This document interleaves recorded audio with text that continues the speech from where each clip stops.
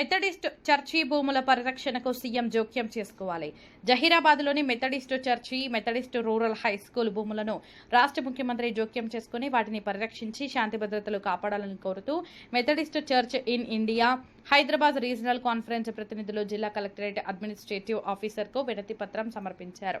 బుధవారం నాడు సంగారెడ్డి జిల్లా మెథడిస్ట్ పాస్టర్లు, హైదరాబాద్ రీజనల్ కాన్ఫరెన్స్ ప్రతినిధులు, డీకన్స్లు, విద్యా సంస్థల ప్రతినిధులు, చర్చ్ సభ్యులు సంగారెడ్డి పట్టణంలోని సిఎస్ఐ చర్చ్ నుండి కలెక్టరేట్ వరకు ర్యాలీగా వచ్చి వారు సంతకాలు చేసిన వినతి పత్రాన్ని కలెక్టరేట్ ఏఓ ద్వారా జిల్లా కలెక్టర్కు అందజేశారు. ఈ సందర్భంగా మెథడిస్ట్ ప్రతినిధులు bishop doctor Simeon, reverend doctor స్టీవెన్లు మాట్లాడుతూ జహీరాబాద్ మెథడిస్ట్ చర్చ్కు సుమారు 170 ఏళ్ల చరిత్ర ఉందని, మెథడిస్ట్ రూరల్ హై స్కూల్ను దాదాపు 100 సంవత్సరాలుగా నిర్వహిస్తున్నట్లు పేర్కొన్నారు. హైదరాబాద్ రీజనల్ కాన్ఫరెన్స్ పరిధిలోని జహీరాబాద్లో అనేక చర్చిలు, వందలాది మంది పాస్టర్లు ఎలాంటి సమస్యలు లేకుండా సేవలందిస్తున్నారని వారు తెలిపారు.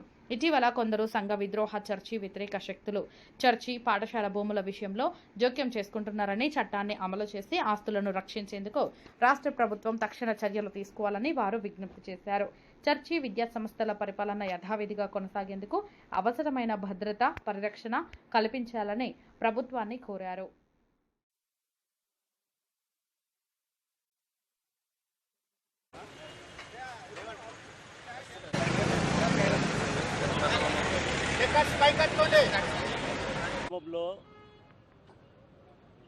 మేము అంటే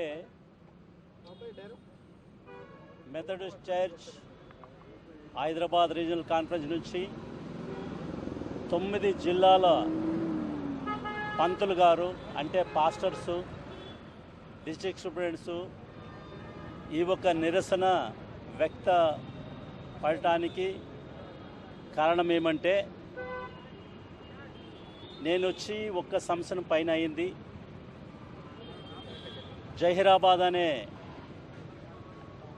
టౌన్లో మా ఒక చర్చ్, మెథడిస్ట్ చర్చ్ జహీరాబాద్, ఆ చర్చిలోకి మమ్మల్ని ఎవరు కూడా రానీయకుండా ఆడ ఎవరో గుర్తులేని వ్యక్తులు, వాళ్ళు ఎవరో మాకు తెలియదు, వాళ్ళు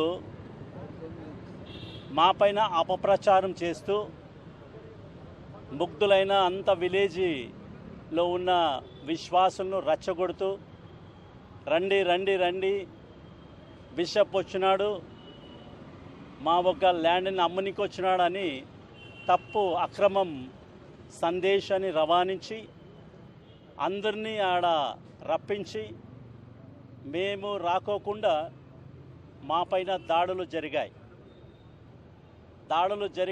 మమ్మల్ని కొట్టారు. పాస్టర్లందరూ కొట్టిన తర్వాత కూడా మేము పోలీస్ స్టేషన్కి వెళ్ళి జహీరాబాద్లో మేము దాఖలు చేసిన ఒక సన్నివేశం ఉంటుంది.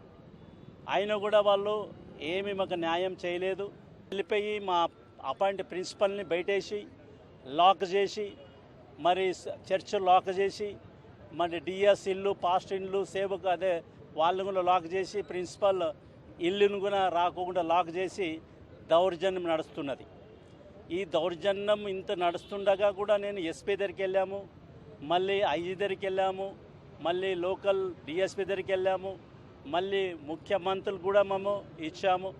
ఎవ్వరు కూడా మాకు న్యాయం చేస్తలేరు. అందుకే మేము ఇప్పుడు కోర్టుకి వెళ్ళాము.